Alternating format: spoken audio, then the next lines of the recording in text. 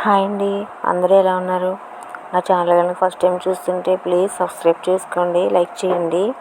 ఎప్పుడూ కందిపప్పు చారే కదా అనేసి ఈసారి పెసరపప్పు చారు కాస్తున్నానండి. కందిపప్పు పైన బాగా వేడి చేస్తుంది, పెసరపప్పు సర్వ చేస్తుంది అన్నారని పెసరపప్పు తీసుకున్నాం. కందిపప్పు లాగానే పప్పు కడిగేసుకుని ఉల్లిపాయలు, పచ్చిమిరకాయలు, కొంచెం నూనె వేసుకొని పసుపు ఉప్పు వేసుకొని ఉడికించేసుకున్నానండి. పెసరపప్పు అయితే కుక్కర్లో కూడా పెట్టక్కర్లేదు. ఇవి చూసారా, మామిడికాయ ముక్కలు ఎండబెట్టినవండి. మామిడికాయ తెమ్మంటే పచ్చి తేలేదని ఎండబెట్టినవి వేసానండి అందులో. సేమ్ అది కూడా పప్పు టేస్ట్లో, పచ్చి మామిడికాయ టేస్ట్ లాగానే ఉంది, చాలా బాగుంది. ఇంకా ఫైనల్గా మొత్తం అన్నీ వేసేసి పప్పు అయితే తాలింపు పెట్టేసానండి.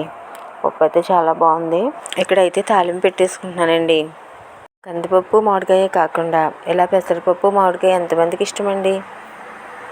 నా వీడియోస్ చూస్తున్నారు కానీ లైక్ చేయట్లేదు. ప్లీజ్ లైక్ చేయండి, సబ్స్క్రైబ్ చేసుకోండి. ఈరోజు మీరు ఏం వండారో కుదిరితే కామెంట్ చేయండి.